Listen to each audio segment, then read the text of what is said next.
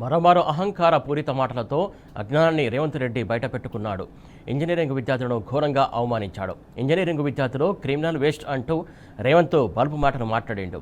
Engineering విద్యార్థులకు job application కూడా రాసుకోరాదని అడ్డగోలుగా వాగాడు. రేవంత్ రెడ్డి సోయలేని మాటలపై జనం, ఇంజనీరింగ్ విద్యార్థులు మండిపడుతున్నారు. ఎవరో తల్లిదండ్రులు ఉద్యోగం అడిగితే మాత్రం ఇంత దుర్మార్గపు కూతురు రేవంత్ అంటూ ప్రశ్నిస్తున్నారు.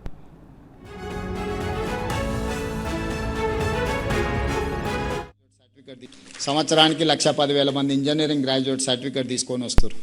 మీరు ఆ పిల్లలకి అప్లికేషన్ ఇచ్చి వాని ఉద్యోగం కోసం అప్లికేషన్ ఫిలప్ చేయమని నేను కాదు, మీరు టీచర్లకు మీకే చెప్తున్నాను. మీరు వాళ్ళని పిలిచి ఇంజనీరింగ్ సర్టిఫికేట్ తీసుకొని వచ్చి మీరు చదువు చెప్తున్న ఊరిలో ఉన్న పిల్లలు పిలిపించి ప్లెయిన్ పేపర్ ఇచ్చి ఒక జాబ్ కోసం అప్లికేషన్ ఫిలప్ చేయమని. ఇది క్రిమినల్ వేస్ట్. సంవత్సరానికి 1,10,000 మంది ఇంజనీరింగ్ గ్రాడ్యుయేట్ సర్టిఫికేట్ తీసుకొని వస్తారు. మీరు ఆ పిల్లలకి అప్లికేషన్ ఇచ్చి వాని ఉద్యోగం కోసం అప్లికేషన్ ఫిలప్ చేయమని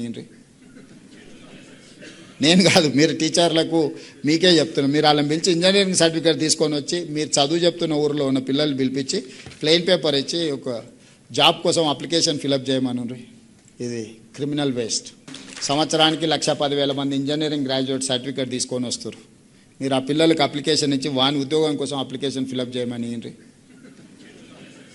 నేను కాదు, మీరు టీచర్లకు మీకే చెప్తున్నాను. మీరు వాళ్ళని పిలిచి ఇంజనీరింగ్ సర్టిఫికేట్ తీసుకొని వచ్చి మీరు చదువు చెప్తున్న ఊరిలో ఉన్న పిల్లలు పిలిపించి ప్లెయిన్ పేపర్ ఇచ్చి ఒక జాబ్ కోసం అప్లికేషన్ ఫిలప్ చేయమని.